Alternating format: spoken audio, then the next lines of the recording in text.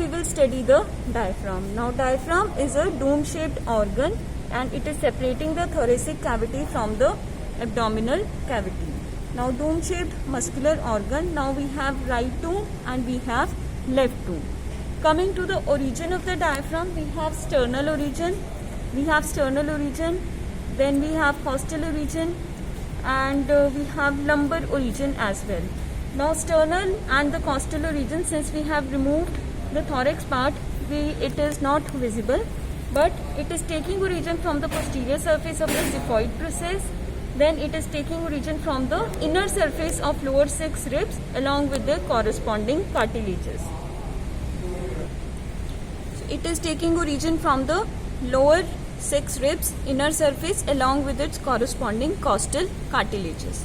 Now coming to the lumbar origins, which we can see over here. Now lumbar origin has been divided into medial lumbocostal ligament. Over here, this one is the medial lumbocostal ligament, or also called as medial arcuate ligament.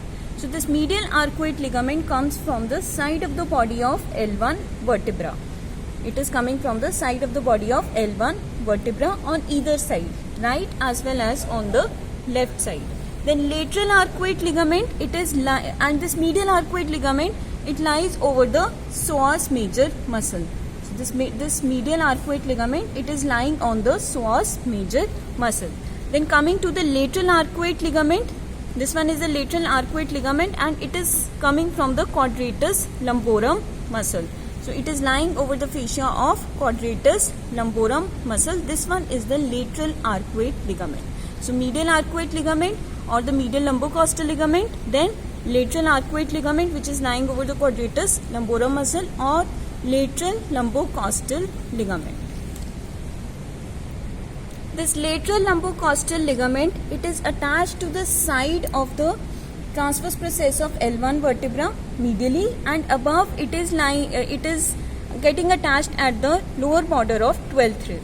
So this lateral arcuate ligament which comes, it is getting attached on medial side at the transverse process of L1 vertebra, and laterally it is getting attached on the lower border of 12th rib. So this is about the origin of diaphragm. We have it taking origin from xiphoid process of sternum, then costal cartilages and ribs, lower 6 ribs, inner surface. Then we have lumbar region. From the lumbar, it is taking origin from the medial lumbocostal ligament, lateral lumbocostal ligament, and we have right as well as left crura. Right as well as left crura. Now the right crus of the diaphragm, it takes origin from the side of the bodies of first L1, L2, L3 vertebrae. So right crura is larger and it is taking origin from the side of the body of L1, L2, L3. So this one is the right crura of the diaphragm. On the left side it is smaller, so it is taking origin from the side of the bodies of L1 and L2 vertebra. This one is the left crura of the diaphragm. So taking origin from side of the bodies of L1 and L2 vertebrae. So we have the lumbar origins: medial lumbocostal ligament, lateral lumbocostal ligament, right as well as left crura. Now right crura is larger, so it is helping the lever to pull down. It helps the lever to pull down during inspiration. So diaphragm descends the lever down, and thus it is helping this right crura is larger in size to bring the liver down while deep inspiration. Now coming to the insertion of the diaphragm. Now diaphragm is inserting in the form of leaf-like pattern. We have 2 lateral leaves and 1 median leaf, and the median leaf forms the central tendon which will get attached on the upper it is getting attached with the pericardium.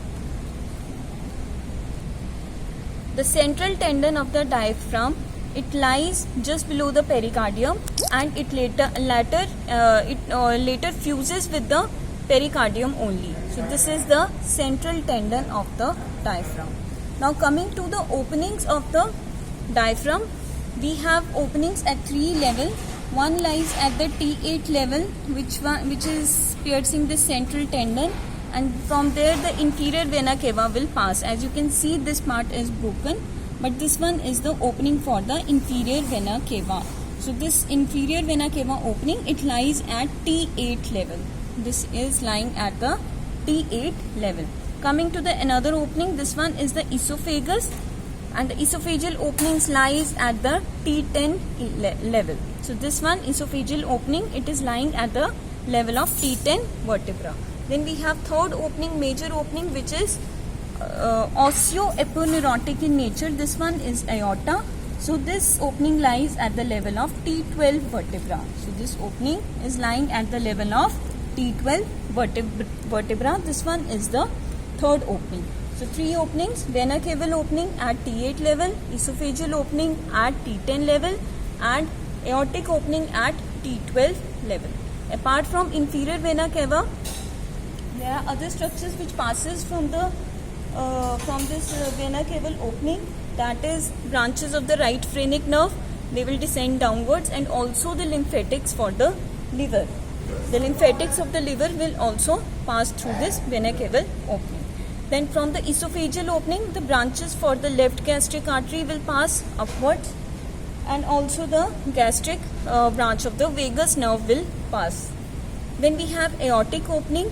This one is the aortic opening. Along with the aortic opening, the thoracic duct and azygous vein will ascend upwards. So these are the major openings which lie at the level, lying in the diaphragm.